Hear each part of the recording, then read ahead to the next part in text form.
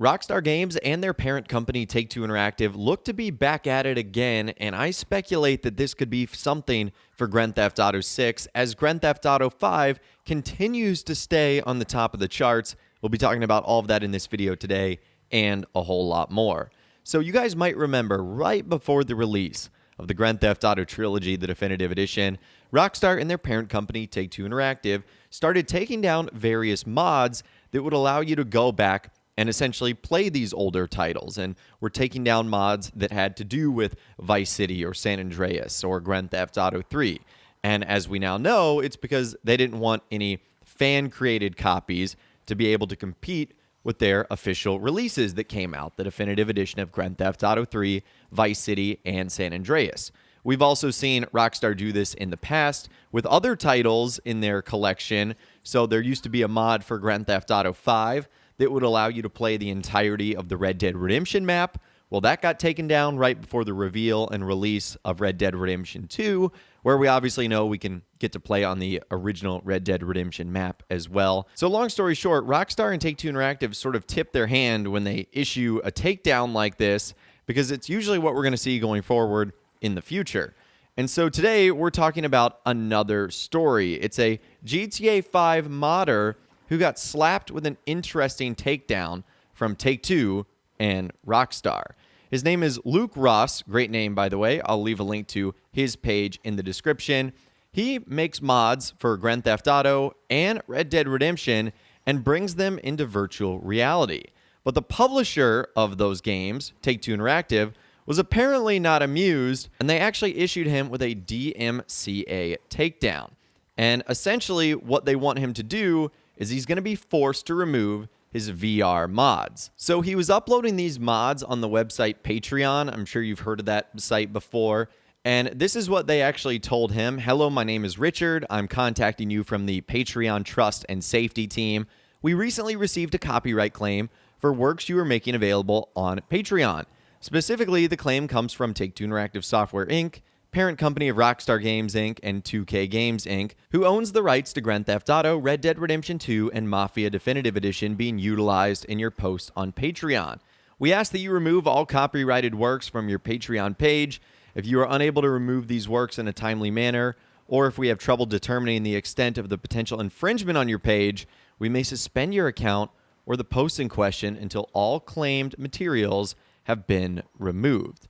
I'll leave a link to this entire post in the description, but essentially, long story short, Rockstar Games and the parent company, Take-Two Interactive, are saying, you got to shut this thing down. So as you guys heard there really isn't a lot of room to negotiate here, and Patreon states that he actually has to remove all the copyright works, even if he appeals. And according to Patreon's DMCA page, he only has 48 hours to comply, even though he revealed he wasn't actually provided with a copy of Take-Two's takedown request, and he doesn't know what they're asking him to remove.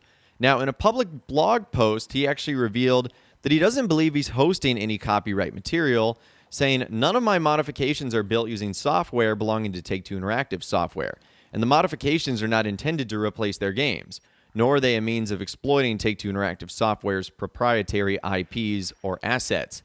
You have to buy the original game for them to work. But unfortunately, they're just mods argument has not stopped Take-Two Interactive in the past. And really the only explanation we've gotten from this came from Take-Two Interactive CEO Strauss Zelnick on a 2021 earnings call, where he said he doesn't hate mods, but he said if the economy is threatened or if there's bad behavior, and he said they know how to define that, then they would issue a takedown notice. Now, that's a pretty broad statement, and I'm sure he said that intentionally, because remember back then, it seemed like the mod crackdown was clearing the way for the remastered Grand Theft Auto games. And while we haven't heard anything official about a GTA VR mode, it is true that Grand Theft Auto San Andreas is coming to VR. So it makes you wonder if this is going to be something also utilized for the future.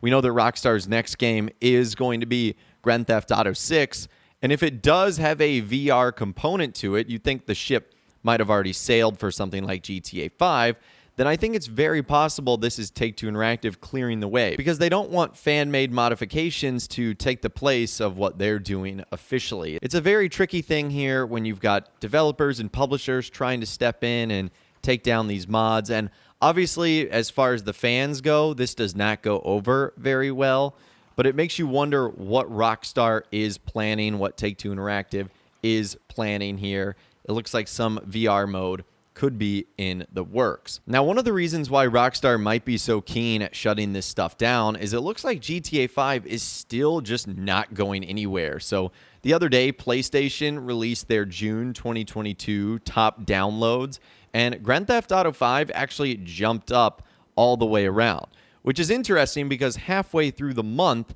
the game actually lost its discount, and Grand Theft Auto Online was not available to get for free on the PS5. However, for PS5 games, you can see that in the US and Canada, Grand Theft Auto 5 lands at the number 5 spot, and in the EU, it lands at the number 5 spot too.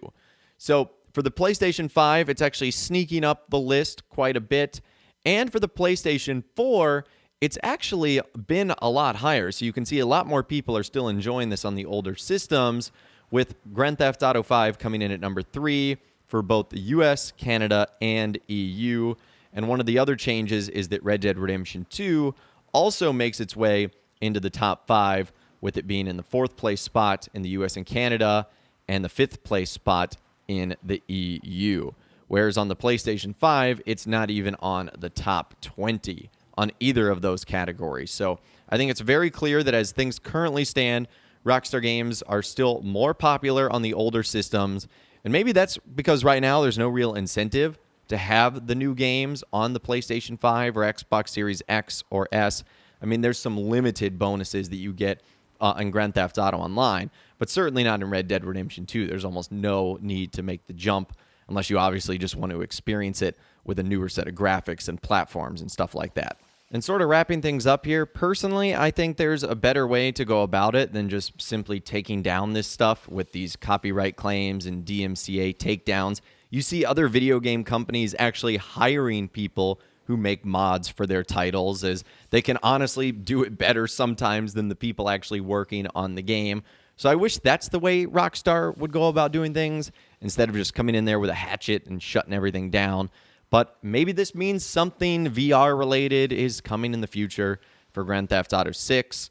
I can't imagine it's for another version of GTA 5. You have to think at that point in time this ship has sailed. But as we've seen, it's still at the top of the charts, so you never know. But I'd obviously, like I said, love to hear from you guys in those comments down below. Let me know what you think about everything we discussed in this video today. I'd love to hear from you guys down there. If you guys did go and enjoy this video, though, a like rating would, of course, be awesome. And be sure to subscribe to my YouTube channel if you are new. You want to stay up to date on all the latest GTA and all the Rockstar Games videos that I'll be doing here on my channel. And be sure to ring that notification bell as well. Sometimes YouTube just doesn't work, and if you ring that bell, you'll always be guaranteed to be notified when new videos arrive. But of course, as always, guys, thank you all so much for watching. Take care, and I'll see you guys in the next video.